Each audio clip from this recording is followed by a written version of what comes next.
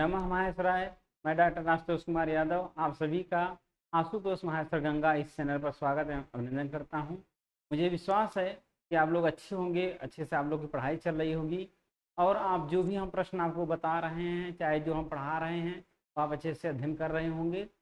अब हम इस कक्षा 10 का जो आपका संस्कृत खंड है या अनिवार्य संस्कृत है, उसका हम प्रथम पाठ वाराणसी पढ़ चुके, उसका प्रश्न अभ्यास भी कर चुके। अब हम जो द्वितीय आपका पाठ है अनियोक्ति विलासः, यह जो पद्य वाला आपका चैप्टर है, इसको हम आज अच्छे से इन पद्यों के अर्थों को समझेंगे और इससे संबंधित जो प्रश्न है उसको हम हल करने का प्रयास करेंगे। तो चलिए सर्वप्रथम हम जो प्रथम आपका श्लोक है इसको देखते हैं। अच्छा, पहले अनियोक्ति, जो अनियोक्ति विनाशः है, पहले हम इसी को समझ लेते हैं। अनियोक्ति विलासः। अब अगर कोई पूछे अनियोक्ति में कौन सी संधि है तो आप क्या बताएंगे? अगर जानते हो तो जरूर बता दीजिएगा। अनियोक्ति में देखिए लिखा है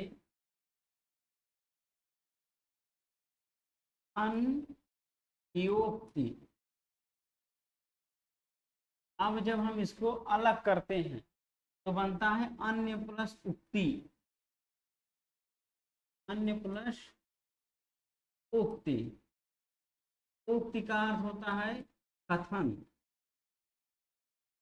या वचन, और अन्य माने दूसरा, अर्थात अन्य उक्ति दूसरे के लिए उक्ति। अन्य माने दूसरा या दूसरे, तो दूसरे के लिए उक्ति माने कथन, बात।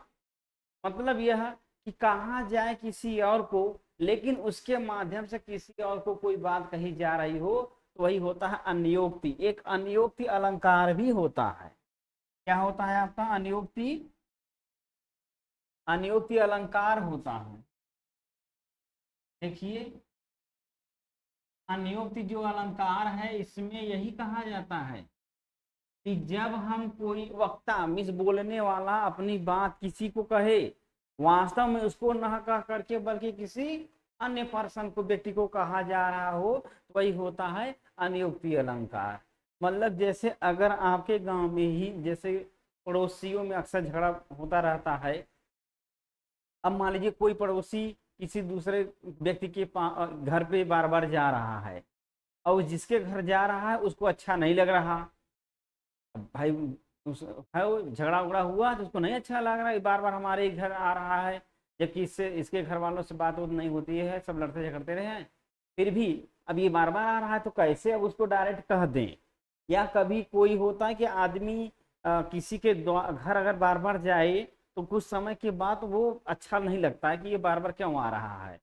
तब मान लीजिए उसमें वह किसी, जैसे आपको बंदर ही आधार ले लेते हैं, या मान लीजिए कुत्ते को आधार ले लेंगे। कुत्ता कह देंगे ज्यादा गलत हो जाएगा, बंदर ही लीजिए आप। मान लीजिए कि अब वैसे वो व्यक्ति आ गया, घूमते घूमते उसी घर पे आके बैठ गया। अब उसके घर में जिसको अच्छा नहीं लग रहा है तो वो किसी को कह दे, मिस अपने ही संबंधी किसी व्यक्ति को, कि कुछ ऐसे बंदर होते हैं जो बिना मतलब का एक घर से दूसरे घर नाचते रहते हैं। कल सुबह हम देखे थे एक बंदर आया था। अब जो बैठा हुआ व्यक्ति है, अगर वो समझदार है तो समझ जाएगा कि ये व्यक्ति हमको ही कह रहा है, भले बंदर को कह रहा है। ये कुछ बंदर होते हैं हमेशा इधर उधर घर के द्वार नाचते रहते हैं, ठीक है। या मान लीजिए कि वो आया और वह अपने ही पुत्री अथवा लड़के को आधार बना लिया कि क्या बहचरिया, नहीं तो आप सबके घर घूमते टहलते हो। बहचरिया एक शब्द है जो गांव में टहलते रहते हैं, उनको बहचरिया कहा जाता है। तो नहीं कह देते हैं कि हमारा लगा दे महाबहचरिया हो गया, जब देखो तब एक घर से दूसरे घर टहलता रहता है। अब कोई अपने बच्चे को इस तरह का कहेगा नहीं, लेकिन वो माध्यम है और कहा किसी और को जा रहा है, इसलिए यहाँ क्या हो गया? अनियोक्ति हो गया। तो उसी प्रकार से यह पाठ में भी है अनियोक्ति विलासा। विलास माने सौंदर्य, सुंदरता, आनंद। माने अनियोक्ति अलंकार के माध्यम से जब कवि एक दूसरे के साथ श्लोकों के माध्यम अनियोक्ति में बात करता है तो एक आनंद का विषय होता है। लोग उसका बड़े ही आनंद के साथ उस श्लोकों को बोलते हैं अथवा उसको समझने का प्रयास करते हैं। तो आप लोग तो समझ गए होंगे अन्योक्ति मतलब हुआ का। अन्योक्ति का मतलब यही है कि जब हम किसी व्यक्ति को कहें वास्तव में उसको न कहकर बल्कि अन्य उक्ति दूसरे के लिए वह कथन कहा जाए, वही क्या होता है, अन्योक्ति हो। चलिए, तो आप देखेंगे कि यह जो श्लोक है, जितने भी इसमें 5-6 श्लोक हैं, हर एक श्लोक का 2 अर्थ निकलता है। एक अभिधा जो सीधा सीधा निकल रहा है, और एक लक्षणा से अर्थ निकलेगा, मीन्स एक अन्य अर्थ निकलेगा। दोनों प्रधान होते हैं। अगर एग्जाम में हिंदी अनुवाद आता है तो आप सीधा सीधा अर्थ लिखेंगे, अर्थात करके लिख सकते हैं अन्य अर्थ वाला, लेकिन लिखना जरूरी होगा क्योंकि नाम है अन्योक्ति विलास। जब आप सीधा अर्थ बता देंगे और अन्य वाला नहीं बताएंगे तो कोई मतलब नहीं निकला इसका। खैर, चलिए देखते हैं। देखिए, जो आपका ये पहला श्लोक है, ठीक ना, इस पहले श्लोक का अर्थ हम समझेंगे। पहले इसमें देखेंगे कौन सा छंद है, क्योंकि जितने भी आपके, हम देखिए एक आखिरी 2 श्लोक इस वीडियो में पढ़ाएंगे, लेकिन आप इसको समझेंगे अच्छे से। पहले हम इसको, इसमें जो छंद है उसको समझ लेते हैं, ठीक ना, क्योंकि छंद जो होते हैं गेय होते हैं, और बिना छंद का हम किसी पद्य को पढ़ें तो मजा नहीं आता है। खैर, देखिए एक छंद है आर्या, संस्कृत में एक छंद आर्या, और इसी से संबंधित एक छंद है गीत छंद, और इसी को हम कहते हैं उद्गाथा। उद्गाथा, ठीक ना, उद्गाथा छंद भी कह सकते हैं, ठीक ना।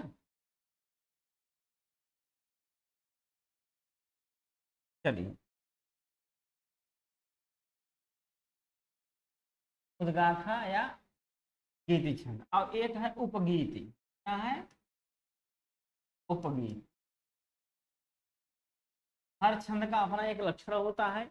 यहाँ पर जो आपका है वह उद्गाथा या गीति छंद है।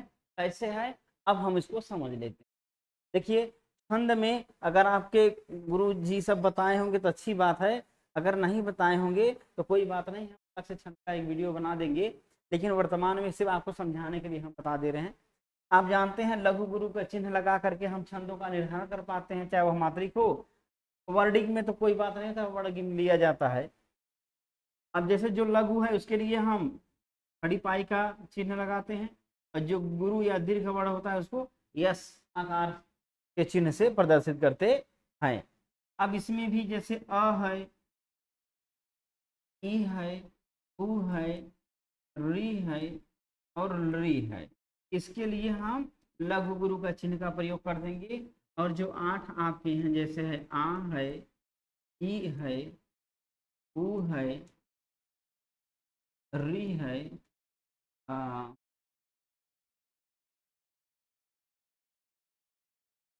ए, ऐ, ओ, औ, अनुस्वार वाला। हाँ हाँ, मोटी मोटा इतना समझिए कि यदि आ ई उ री ए ऐ ओ औ आ रहा है तो सब में क्या होगा, गुरु। सब के सब में क्या हो जाएगा, गुरु का हम चिन्ह लगा देते हैं, ठीक ना। एक होता है संयुक्त, अगर अक्षर है तो उसके पूर्व वाला वर्ण है, जैसे मान लीजिए कंचन लिखा, मान लीजिए इस तरह से लिखा है, ठीक ना। अब हम क्या करेंगे, अब ये यहाँ आधा है तो इसमें मिल जाएगा, तो बन जाएगा यह गुरु, यह लघु, यह लघु, ठीक है, बता देंगे, और बस इतना आप समझिए। अब यहाँ पहले हम चिन्ह लगा लेते हैं। अब इस छंद का पहले हम आप लक्षण समझते हैं, ठीक ना। तो देखिए, पहले आर्या छंद का लक्षण समझिए। जैसे यहाँ लिखा हुआ है, यस्या पादे प्रथमे द्वादश मात्रास तथा तृतीयेपि, अर्थात यस्या माने जिस छंद के, पादे माने प्रत्येक चरण में। आप जानते हैं छंद कितने चरण के होते हैं, तो 4 चरण के होते हैं। तो कहा यस्या पादे, अर्थात जिस छंद के प्रथमे द्वादश मात्रा तथा तृतीय अपि, मतलब यह कि प्रथमे माने प्रथम चरण में, द्वादश माने 12 मात्रा, प्रथम चरण में 12 मात्रा, तथा तृतीय माने तीसरे चरण में, किसमें, तीसरे चरण में भी कितने, अपि, अपि माने भी कितना, तो द्वादश न, प्रथम और दिखा ना, प्रथमे द्वादश मात्रा, प्रथम चरण में 12 मात्रा, और तथा और तृतीय अपि माने तीसरे में भी 12 मात्रा होती है। तो पहला चरण ये हुआ 12 मात्रा, 12 मात्रा।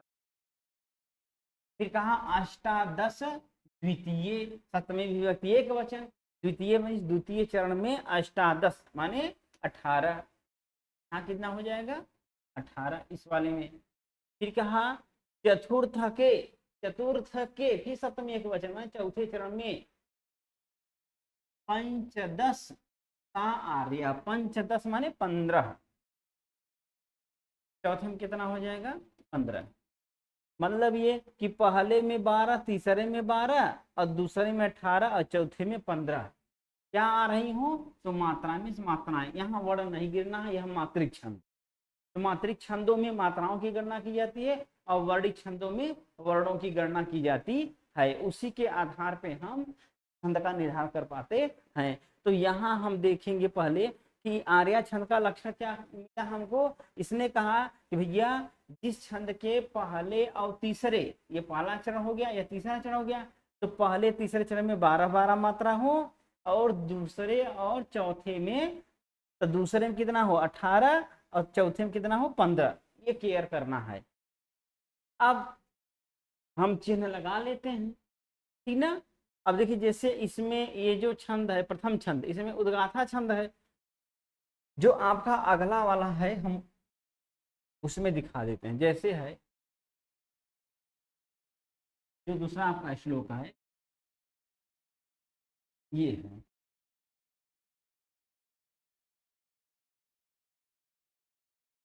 ठीक ना। ये आपका है,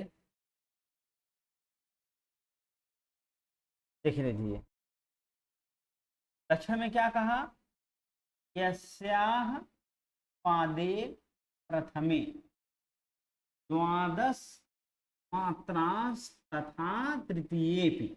इतने का अर्थ आप समझिए। पहले कहा कि यस्या माने जिस छंद के, अब ये पहला चरण, दूसरा, तीसरा, यहाँ कर देते हैं चौथा, 4 चरण हो गए।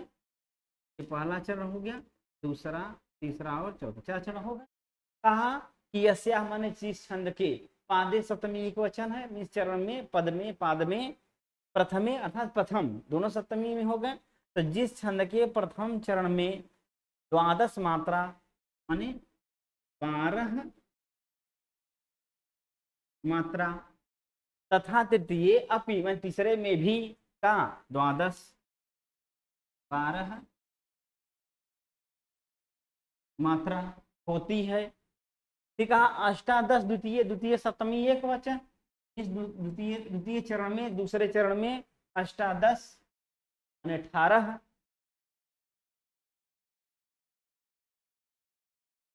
चतुर्थ के चौथे चरण में पंचदश 15,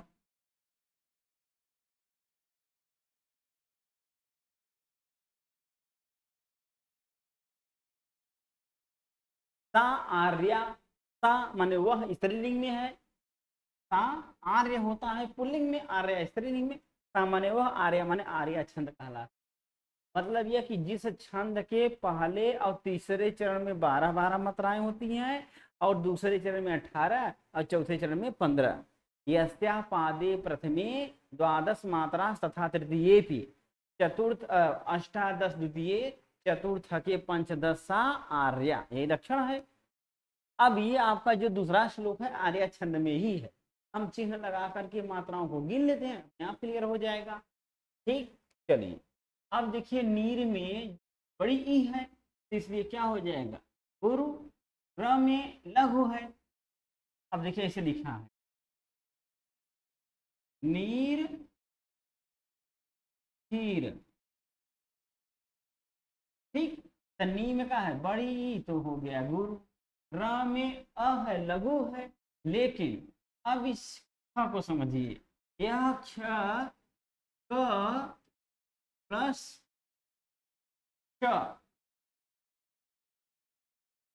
कर देते हैं ज्यादा सही। क और श प्लस अ, इन तीनों से मिलकर के बना है। अगर इसको हम मिटा देते हैं तो आपका शेप क्या हो जाएगा, क। मतलब क और स से मिलके बना है। क क्या है, आधा है, अर्ध व्यंजन है। तब आधा वाला हमने कहा ना संयुक्त व्यंजन वाला पहले मिल जाता है, जैसे कंजन में ई पहले क में आ गया था, वैसे ही यह क र में आ जाएगा। अर्थात ये जो क्ष है क और स से मिलके बना है, क आधा है, अतः यह जो क है यह इसमें आ जाएगा तो कभी क्या हो जाएगा, गुरु हो जाएगा। और क्ष में बड़ी ई है, अब यहाँ सही बचा, क इधर आ गया, क में बड़ी ई है तो ये भी गुरु। तो मतलब तीनों क्या हो जाएंगे, गुरु हो जाएंगे। तो ये भी गुरु, ये भी गुरु। फिर र क्या हो जाएगा, लघु। बी क्या हो जाएगा, लघु छोटी ही है, बड़ा। और इसको नजदीक करते हैं तब समझने में सही होगा। ये ऐसे ज्यादा ऊपर हो। चलिए चलिए देखिए, तो कहा इसमें क्या हो गया, गुरु का मैं बता ही दिए, ये र भी गुरु हो गया और क्षी भी गुरु हो गया, र लघु हो जाएगा।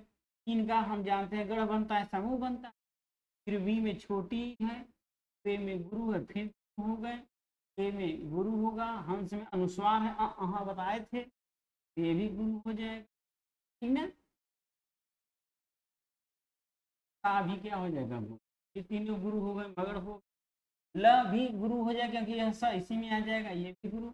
और यहाँ जो है अनुस्वार है अर्थात ये भी गुरु हो जाएगा। और ये तो इसी में आ गया पहले वाले में, तो वह लघु हो गया। ठीक ना, चलिए फिर कहा म में क्या है, गुरु, व में लघु, त में लघु, में लघु, च में गुरु, त इसी में आ जाएगा। तो तीन ये हो जाएंगे, तीन ये हो जाएंगे। ठीक है, तीन तीन छः, तीन का नौ, तीन चौक 12, तीन पचे 15, तीन छः 18, अर्थात वर्ण 18 है, मात्रा नहीं। अभी वर्ण हम गिन रहे थे, क्योंकि तीन वर्णों का एक समूह बनता है, गढ़ बनता है, तो 6 है, 6 18 हो गया, 18 वर्ण हो गए। अब हम मात्राओं को गिनेंगे। तो आप इतना जानते रहे, जो लघु होता है इसकी एक मात्रा होती है,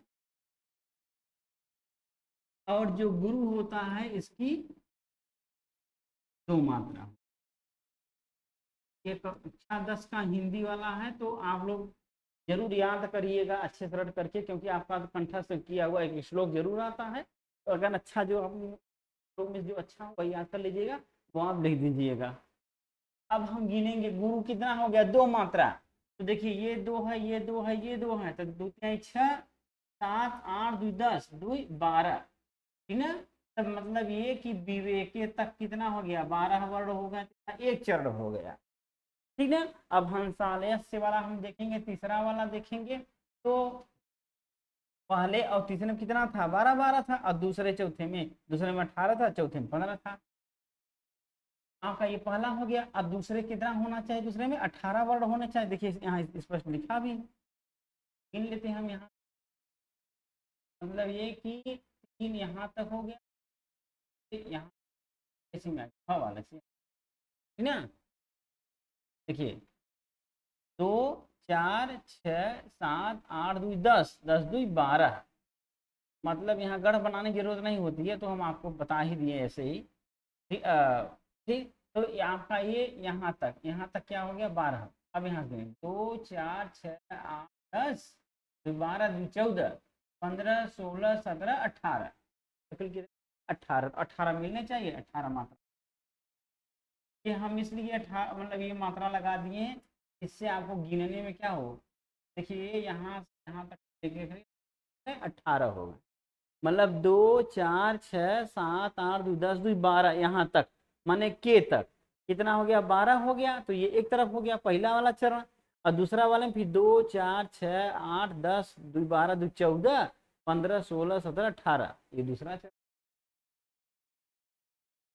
ठीक, चलिए ध्यान दीजिए, इसको अलग करवा देते श्लोक तो और अच्छा हो जाता, लेकिन फिर भी आपकी किताब में ऐसे ही दिया है।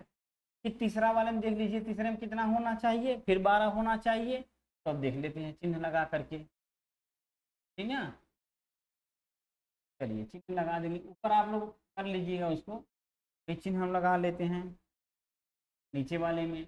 अब विश्व में स आधा पहले आ गया तो ये भी गुरु हो गया, और वह क्या हो गया लघु, और मी क्या हो गया, यहाँ देखिए श है तो यह समी में आ जाएगा, ये भी गुरु हो जाएगा। और यह न, अरे म लघु है लेकिन न इसमें आ जाएगा तो ये भी न क्या हो जाएगा लघु, लघु हाँ गुरु, और ये नभी से में आ जाएगा और विसर्ग की वजह से ये गुरु हो जाएगा। तो देखिए 2 4 6 8 10 11 12 13, तो उसमें हम एक 13 हो रहा है, कोई बात नहीं देख ले रहे हैं। व्रतम लिखा है तो कु में क्या हो जाएगा लघु, ल में लघु, व्र में, अच्छा ल में इसलिए गुरु होगा क्योंकि व्र में वह आधा है, तो किसमें आ जाएगा ल में चला जाएगा, तो ल क्या हो जाएगा गुरु, और वह क्या हो जाएगा लघु, तब भी हो जाएगा गुरु, पा भी गुरु, ल लघु गुरु क्योंकि यह स इसमें आ गया, लघु लघु और गुरु, ठीक है। चलिए देखते हैं, देखिए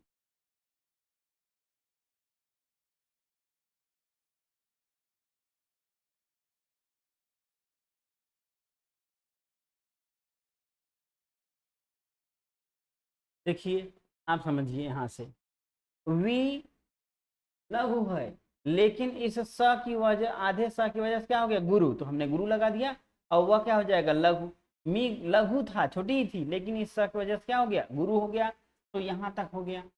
फिर इसके बाद कहा म क्या है लघु, लेकिन इस न की वजह से क्या हो गया गुरु, और न क्या हो जाएगा लघु, धू में क्या हो जाएगा लघु, ना में क्या हो जाएगा गुरु, इसलिए आ है और न भी इधर आ जाएगा, और ये यह है, ये विसर्ग की वजह से क्या हो जाएगा गुरु, तो यहाँ भी हो जाएगा गुरु। फिर कु लघु, ल इसलिए गुरु होगा क्योंकि वह आधा है व्र, ठीक है, तो वह इधर आ जाएगा, र पूरा पूरा पूरा बच जाएगा तो ये हो जाएगा लघु, और त अनुसार की वजह से हो जाएगा गुरु, पा गुरु, ल लघु गुरु, इसलिए क्योंकि ये स है तो गुरु हो गया, य लघु, पी लघु, कह, ठीक। अब हम गिन लेते हैं 2 3 4 2 6 7 2 9 2 11 2 13 2 15, यहाँ तक हो गया, कितना होना चाहिए 15। तो यहाँ देखिए पहले, तो 2 1 3 2 5 2 7 1 8 1 9 9 2 11 2 13, यहाँ 13 हो रहा है, ठीक है। तो एक जानते कभी कभी क्या होता है कि देखिए ये जो आपके छंद होते हैं वो ध्वनि आधारित होते हैं, ठीक है। कभी कभी हर्ष वर्ण को भी गुरु बोल दिया जाता है और गुरु वर्ण को भी हर्ष बोल दिया जाता है, ठीक ना। चलिए देखिए, तो हाँ वही बता रहे थे कि जो वर्ण होते हैं हर्ष को कभी दीर्घ में बोल दिया जाता है क्योंकि उनको लय की जरूरत होती है, और कभी कभी दीर्घ वर्ण को भी हर्ष बोल दिया जाता है। तो इस वजह से हम किसी भी एक वर्ण को हम क्या कर सकते हैं हर्ष कर सकते हैं, कोई दिक्कत नहीं होगा, क्योंकि वो छंद का एक अपना नियम है कि हम कभी कभी लघु को दीर्घ बोल देते हैं और कभी कभी गुरु को लघु बोल देते हैं। चलिए हम इसको मिटा देते हैं, ठीक ना। जैसे यहाँ लघु कर दीजिए, और फिर इसके बाद यहाँ भी क्या हो जाएगा लघु, और यहाँ क्या हो जाएगा गुरु, ठीक है। तो 1 2 2 4 3 6 7 1 8 2 10 2 12, अर्थात यहाँ तक 12 वर्ण हो जाएंगे और यहाँ तक 15 वर्ण हो जाएंगे। गिन लिए थे आप हम 2 4 6 8 10 11 12 13, अरे 11 12 13 14 15, ठीक है। तो कुल मिलाकर के इसमें आपका कौन सा छंद है आर्या छंद। आप एकदम क्लियर हो गए होंगे, नहीं हुए होंगे तो इसको 1 2 बार जरूर फिर से देखिएगा, फिर से समझने का प्रयास करिएगा, अपने से मात्रा लगाइएगा, तो ये आपको पूरा पूरा एकदम अच्छे से क्लियर हो जाएगा, ठीक ना। अच्छा छंद, छंद का एक नियम हमने ये जो शुरू शुरू कर दिया ये नहीं ध्यान दिए हम, छंद का एक नियम है कि जो आपका देखिए हम बता रहे हैं ऐसे समझ, छंद का एक नियम यह है कि यदि जरूरत पड़े तो हमको छंद के अंत में विद्यमान यदि गुरु वर्ण है तो उसको लघु बना दिया जाए, यदि लघु वर्ण है तो उसको गुरु बना दिया जाए, ये छंद में छूट दिया जाता है, ठीक है। तो जैसा कि आपने देखा कि इस आर्या छंद में पहले में भी 12 वर्ण हो गया था और तीसरे में भी 12 हो गया था, दूसरे में 18 और चौथे में 15। ये आर्या छंद का लक्षण है कि अस्या पादे प्रथमे द्वादश मात्रा तथा तृतीय भी, पहले तीसरे में 12 12 और दूसरे में अष्टादश द्वितीय 18 और पंचदश आर्य चतुर्थ के, चौथे में 15। अब हम इसमें चिन्ह लगा रहे हैं थे, तो चिन्ह आप अच्छे समझ ही गए होंगे। जो नी है वह गुरु और र इसके वजह से गुरु हो जाएगी, क्योंकि क इधर आ जाएगा, ई बड़ी मात्रा है, ये हो जाएगा गुरु। हम ये इसलिए लगा रहे हैं कि जिससे हम वर्णों को गिन सके 18 15 है कि नहीं। फिर विवेके में आते हैं तो लघु गुरु और गुरु हो जाता है, और हंस में भी क्या हो जाएगा, गुरु हो जाएगा। तो देखिए 2 4 6 एक 7 7, अरे यहाँ देखिए र छूट गया था 8 है ना, 2 4 6 2 8 2 10 2 12, अर्थात यह जो के शब्द है इस के यहाँ तक पहला चरण है। ये कैसा चरण है, पहला चरण हो गया। तो पहले चरण में हमने देखा 12 वर्ण मिल गए। अब हंसाल यस से लेकर के यहाँ तक कौन सा है, दूसरा चरण है। तो दूसरे में कितने होने चाहिए, 18। तो देखिए हंस में अनुस्वार है, इसमें गुरु हो गया, सा भी गुरु, ल सा की वजह से गुरु, और इसमें अनुस्वार है इसलिए गुरु, और तो इधर आ गया तो वह अकेला बच गया, लघु में गुरु व लघु त लघु नु लघु चे गुरु चे गुरु। अब देखिए 2 4 6 8 2 10 2 12 2 14 15 16 17 18, मतलब यहाँ तक कितने हो गए 18, और यहाँ तक कितने हो गए 12। तो ये पहला चरण था, ये दूसरा चरण था। तो दूसरे में 18 मिल गया, पहले में 12 मिल गया। अब तीसरे में देख लेते हैं, यहाँ क्या हो जाएगा, लग, अरे गुरु होगा। क्यों गुरु होगा, इसलिए क्योंकि यह श इधर आ जाएगा, ये हो जाएगा गुरु, और वह हो जाएगा लघु। श इस स की वजह से मी क्या हो जाएगा, गुरु, और ये म न की वजह से गुरु, और न लघु धू लघु ना गुरु। अब अंत में क्या है, यह अंत में क्या है यह, इसलिए हम इसको जरूरत है इस वजह से हम क्या कर रहे हैं, लघु कर रहे हैं, अन्यथा यह गुरु ही है क्योंकि विसर्ग लगा हुआ। तो हम क्या कर देंगे, लघु कर, ठीक ना। ये हो गया आपका तीसरा चरण। तीसरे में कितना है 12, तो 2 4 6 8 9 10 11 12, ये 12 वर्ण हो जाते हैं, ये मात्राएं हो जाती हैं। अब कुल व्रत से लेकर के यहाँ तक कितने रहने चाहिए, 15। तक कु में क्या होगा, लघु, ल में गुरु, क्योंकि वह इधर आ गया, हो जाएगा गुरु, और यहाँ र, लघु तम अनुस्वार, गुरु पा गुरु ल लघु, स की वजह से ये हो जाएगा गुरु, यह लघु, ती लघु, क विसर्ग की वजह से गुरु। तो 2 4 6 8 10 11 12 13 14 15, ये हो गया 15। ठीक, ये आपका आर्या छंद है। आर्या छंद का यही लक्षण है। आप इसको अच्छे से गाएंगे, अच्छे से अध्ययन करेंगे। देखिए थोड़ा छंद आपको बताना था, इस वजह से यह वीडियो थोड़ा लॉन्ग हो गया है। तो एक ही श्लोक हम समझेंगे, ठीक, जानेंगे। तो खैर अभी हम दूसरे ही श्लोक को जान लेते हैं, क्योंकि हमने आपको पहले आर्या छंद बता दिया। इसलिए आर्या छंद बताया क्योंकि आर्या का ही भाग एक है उद्गाता या अथवा गीति, और एक है उपगीति। तो यहाँ उपगीति नहीं है, सिर्फ आपका उद्गाथा या गीति छंद है पहले श्लोक में। इसको बताने के बाद हम उसको बताएंगे, ठीक है। पहले अब इसको समझ लेते हैं। अच्छा, इसको गाने का तरीका देखिए थोड़ा अलग है, बहुत अच्छा इसका लय है नहीं, तो हम गाने का प्रयास करेंगे। देखिए यहाँ से आप लोग गाएंगे यहाँ तक, उसके बाद यहाँ से यहाँ तक गाएंगे। अच्छा, ये संस्कृत में ये विशेषता रही है कि जो छंद होता है उसका लक्षण उसके लक्षण में ही घटित होता है। जैसे इसका लक्षण ये है, तो ये अगर हम मात्रा चिन्ह लगाएंगे तो इसमें वह पूरा जो मात्रा का नियम है वह इसमें भी घटित हो जाता है। फिर देख लीजिए, जैसे स है तो इधर आ जाएगा गुरु, और इसमें आ है उसमें उसलिए भी गुरु है, और विसर्ग इसलिए भी गुरु है। पा भी क्या है गुरु, दे भी क्या है गुरु, प इधर आ गया, ये अकेला र बच गया, प इधर आ गया है, लघु लघु गुरु। 2 4 6 8 8 2 10 2 12, पहला 12 हो गया। द्वा में तो इधर आ गया, वाह बच गया, लेकिन क्या है गुरु है। द लघु श लघु माँ गुरु त्रा, गुरु, त इधर आ गया, फिर भी आ की वजह से गुरु हो गया, त इधर आ गया इसलिए त अकेला बचा लघु, गुरु। त्री में लघु ह्रस्वरी है, और ती गुरु बड़ी गुरु अमगर की वजह से, और पहले भी है आ। 2 3 4 2 6 2 8 1 9 2 11 12 2 14 14 और 2 16। अब अंतिम में फिर हमको जरूरत पड़ गई किसकी, गुरु की, इसलिए हम इसको क्या बना देंगे, गुरु बना देंगे। ये छंद में नियम है कि अगर आपको अंत में जरूरत हो बढ़ाने की तो एक बढ़ा दीजिए, घटाने की जरूरत एक घटा दीजिए, ये नियम है। तो हम इसलिए बढ़ा देंगे तो ये हो जाएगा। फिर इसके बाद देखिए तीसरा वाले में, तो च में क्या हो जाएगा लघु, तू में क्या हो जाएगा गुरु, इसलिए क्योंकि यहाँ र है, र आ जाएगा त में, गुरु था क्या हो जाएगा लघु, के हो जाएगा गुरु, यहाँ प में आ जाएगा इसलिए गुरु हो जाएगा, च अकेला बच्चा लघु हो जाएगा, द लघु और श लघु। तो एक क्या बता रहे, हाँ 1 2 3 1 4 2 6 2 8 2 10, ठीक ना। अच्छा ये यहाँ छूट गया, यहाँ लिखा है, तभी हम सोच रहे हैं क्यों संख्या कम हो रही है, ये थोड़ा यहाँ आ गया है, यहाँ नहीं ध्यान दीजिए।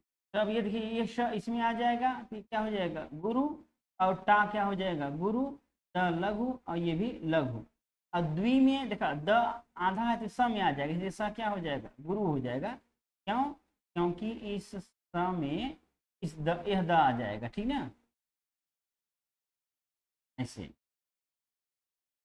आपका क्या होगा ये गुरु होगा, किसकी वजह स की वजह से, ये भी गुरु होगा, ये लघु, द की वजह से स क्या हो जाएगा गुरु, और यहाँ भी छोटी है लघु, यहाँ गुरु, यहाँ भी गुरु।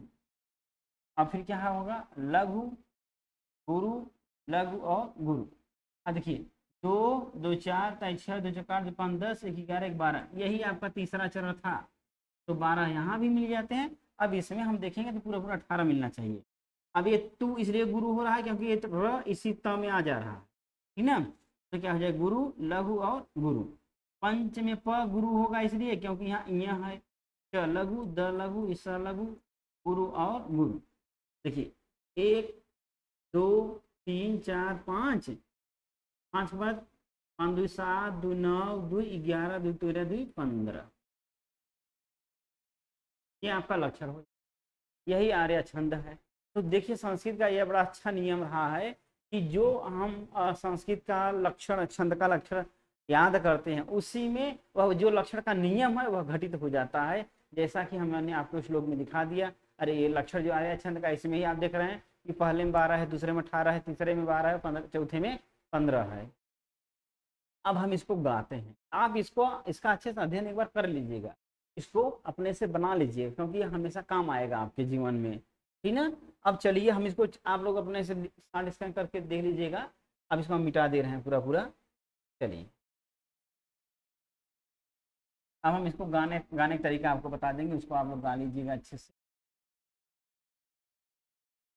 जैसे भी है बहुत बढ़िया नहीं है इसका गाने का तरीका, लेकिन क्या करें जो भी है गाना ही पड़ेगा, गाना आए या ना आए गाना गाना चाहिए, अब लोग सुने भी होंगे।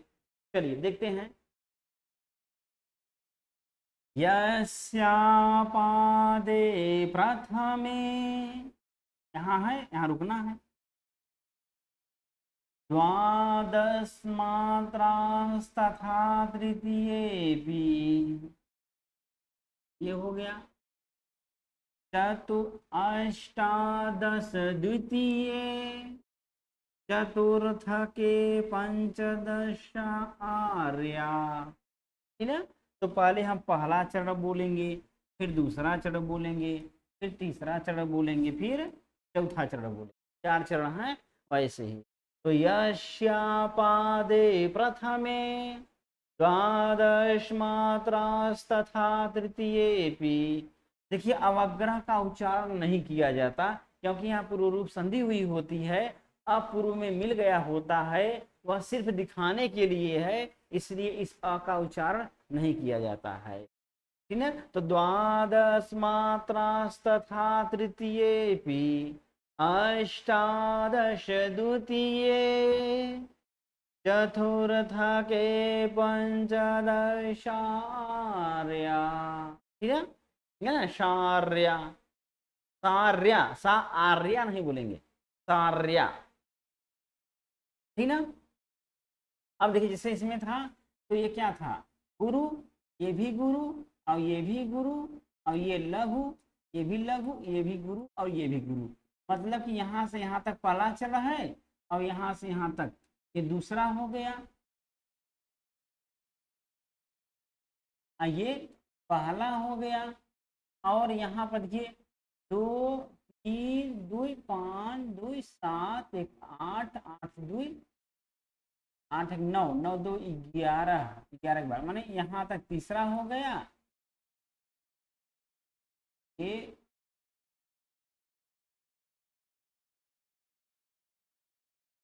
यहाँ तक तीसरा हो गया, चौथा। अब हम इसको पहले गा लेंगे, फिर इसको गाएंगे, फिर इसको, फिर इसको।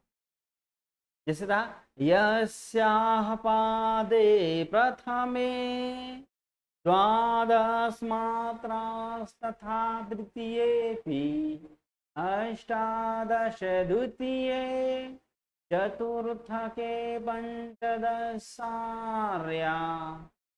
निरक्षीर विवेके हंसालयस्य त्वमेव तनुषे चेत्, चेत नहीं बोलेंगे क्योंकि आधा है, चेत हल्का सा बोलेंगे। विश्वामिन्नधुनान्य कुलव्रतं पालयिष्यति कः निरक्षीर विवेके हंसालयस्यं त्वमेव तनुषे चेत् विश्वमिस्मन्नधुनान्यः कुलव्रतं पालयिष्यति कः निरक्षीर विवेके हंसालयस्य त्वमेव तनुषे चेत् विश्वामिष्मन्नधुनान्यः कुलव्रतं पालयिष्यति कः। ये आप इस तरह से इसको गा सकते हैं, इसका उच्चारण कर सकते हैं। अब हम इसके अर्थ को समझने का प्रयास करेंगे। देखिए नीर, क्षीर, नीर मतलब होता है जल और क्षीर का मतलब होता है दूध। विवेक मीन्स ज्ञान, ऐसा ज्ञान जो सत्य असत्य का ज्ञान कराने के। विवेक और बुद्धि में अंतर होता, दो शब्द है, एक होता है विवेक और एक होता है बुद्धि।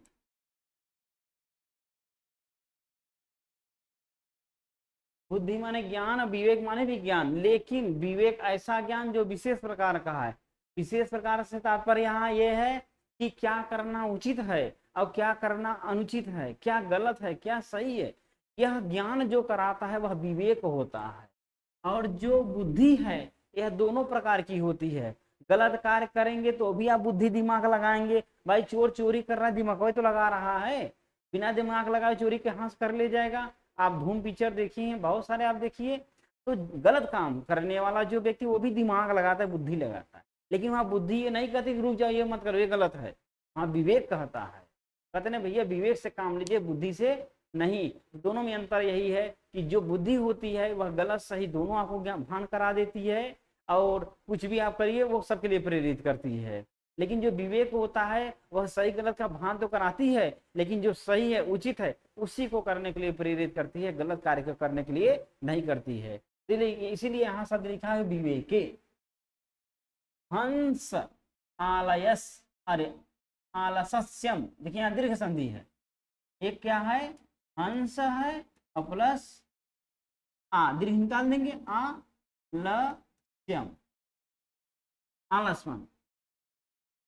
हंस को आधार बना करके कवि कह रहा है कि हे हंस, दूध और पानी को अलग करने में जो तुम्हारा बुद्धि ज्ञान है उस विवेक का अगर प्रयोग करने में आलस्यम, यदि तुम आलस करते हो तो नहीं करते हो, आलसी बन जाते हो, त्वम एव तनु से अलग करेंगे क्या हो जाएगा त्वम प्लस एव त्वमेव, खाली मिला दिया गया और कुछ नहीं है। तनु से चेत, चेत माने यदि, चेत शब्द का अर्थ क्या है? यदि। तनु से माने करते हो, ठीक ना। कहा कि हे हंस, हंस यहां उठाएंगे, हे हंस, चेत माने यदि, दूध, अरे पानी और जल को अलग करने की जो आपकी विवेक बुद्धि है, उस बुद्धि का प्रयोग कर, सॉरी उस विवेक का प्रयोग करने में यदि आप ही, तुम एव, तुम ही, आप ही, तुम ही, आलस्यम तनु से आलस्य करते हो, कि हे हंस, यदि दूध और जल को अलग करने में, अपना विवेक लगाने में यदि आप आलस करते हो, आप ही कमजोर पड़ जाते हो, तो यहां से देखिए विश्वम, ठीक ना, अलग कर देंगे। अब इसको दूसरा वाला समझाएंगे तो समझ में आएगा। क्या कहा? विश्वम अलग करेंगे, बनेगा विश्वम प्लस अश्मिन न में हलन, न में हलन का फिर न निकल जाएगा। तो देखिए यहाँ न होके यहाँ श्लोक में ना होना चाहिए था, ठीक ना, लेकिन खैर न लिखे हैं तो न प्लस धुना नहीं होता है, अधुना होता है।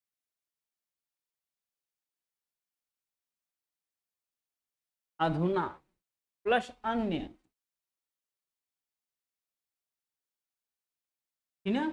यहाँ ध्यान देना चाहिए, यहाँ न के स्थान क्या हो जाना चाहिए? ना, क्योंकि न में अ है और फिर इधर अधुना में अ है, तो इन दोनों में दीर्घ संधि हो जाएगा तो ना बन जाएगा ना। कह रहे हैं विश्वम अस्मिन, अस्मिन माने इस, विश्वम संसार में, इस सप्तमी एक वचन का रूप है, इस संसार में, अधुना माने इस समय, अन्य माने दूसरा, न माने नहीं। कुल व्रतम, कुल माने वंश खानदान, तो हे हंस, तुम्हारे वंश खानदान का यही व्रत रहा है कि आपके जितने भी पूर्वज हुए हैं सब लोग दूध और जल को अलग करने में पूरी दुनिया में विख्यात हैं और वो लोग अलग करते भी हैं। तो यह जो आपका व्रत है, यदि उस व्रत के पालन में भी आप आलस्य करते हैं तो पालयिष्यति, कह माने कौन? पालयिष्यति माने पालन करेगा, भविष्य काल का है, भविष्य भविष्य भविष्यन्ति, पालयिष्यति मीन्स पालन करेगा। तो कह रहे हैं कह माने कौन, पालयिष्यत माने पालन करेगा, कुलव्रतम माने कुल के व्रत का, अन्य माने दूसरा, दूसरा माने कोई भी व्यक्ति।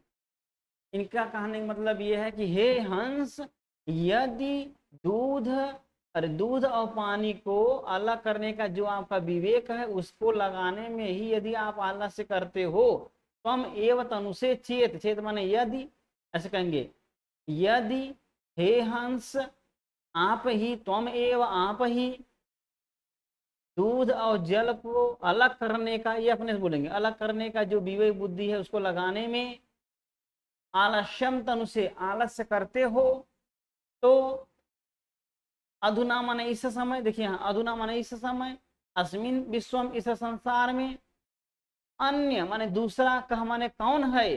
जो कुल व्रतम पालयिष्यति, न कुल के व्रत का पालन नहीं, अरे कुल का व्रत मतलब विश्वम अस्मिन न, यहां तक ले लेंगे, माने कि इस संसार में इस समय अन्य दूसरा, न माने कोई नहीं है जो अपने कुल व्रत का पालन करे, जो उनके वंश का परंपरा चला रहा है उस व्रत का, उस नियम का पालन करे, अर्थात कोई नहीं है, ठीक ना।